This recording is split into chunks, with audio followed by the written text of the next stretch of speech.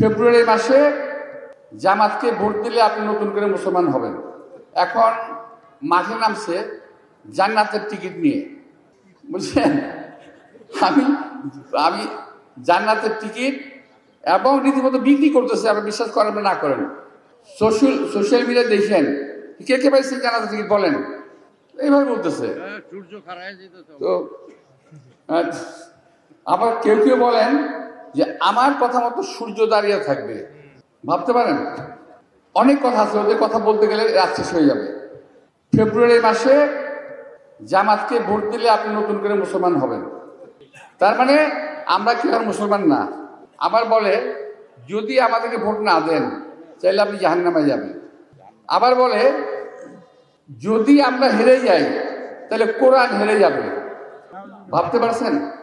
এই কোরআন শরীফকে আজকে থেকে 1400 বছর আগে নাজিল হয়েছে কোরআন শরীফ। এই পর্যন্ত বহু বিধর্মীরা চেষ্টা করেছে এই কোরআন শরীফকে ধ্বংস করার জন্য, কিন্তু একটা মাত্র আল্লাহ তাআলার কিতাব যেটা নাকি ধ্বংস করা সম্ভব হয় নাই। আবার এইটা কিয়ামতের আগ পর্যন্ত কেউ ধ্বংস করতে পারবে না।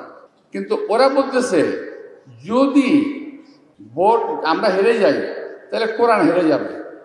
আচ্ছা দেখেন, জামাত ইসলাম নাম বলে, তাই না? একটা নাম বলে জামাত ইসলাম, তার মানে হলো এরা ইসলামের জামাত দাবি করে, তাই না? এখানে বিষ্ণু কুমার নন্দীকে জামাত ইসলামের সদস্য কিভাবে হয় বাবা? আমি তো বুঝলাম না এটা। দেখেন, ওরা শুধুমাত্র পশ্চিমা বিশ্বকে খুশি করার জন্য ওদের ফ্ল্যাগের মধ্যে একটা নাম ছিল আকিমুদ্দিন, অর্থাৎ দিন কায়েম করো, সেখান থেকে সেটা উঠিয়ে দিয়েছে। কত বড় মারাত্মক একটা কাজ করেছে! আকিমুদ্দিন কথা লেখা ছিল, উঠিয়ে দিয়েছে, নাই। আমার দেশনেত্রী বেগম খালেদা জিয়া এখন অত্যন্ত কঠিন অবস্থায় আছেন, উনি মৃত্যুর সঙ্গে পাঞ্জা লড়ছেন। তো এটা খুবই একটা খারাপ বিষয়।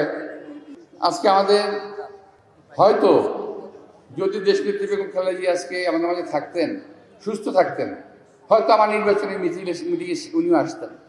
কিন্তু আসছেনও, কিন্তু আমার মিটিংয়ে কিন্তু উনি আসছেন। আপনাদের অনেকের মনে নেই, থাকতে পারে, কমলাপুরে কিন্তু 1991 সালে আমাকে প্রথম, আমার বয়স তখন 39 বছর, আমাকে প্রথম উনি মনোনয়ন দিলেন বাংলাদেশের মধ্যে, সবচেয়ে প্রথম।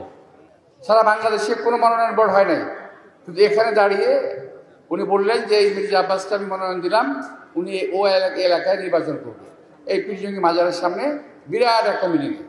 তো আজকে আমার নেত্রী একটু সাংঘাতিক রকম অসুবিধার মধ্যে আছেন, অসুস্থ আছেন উনি।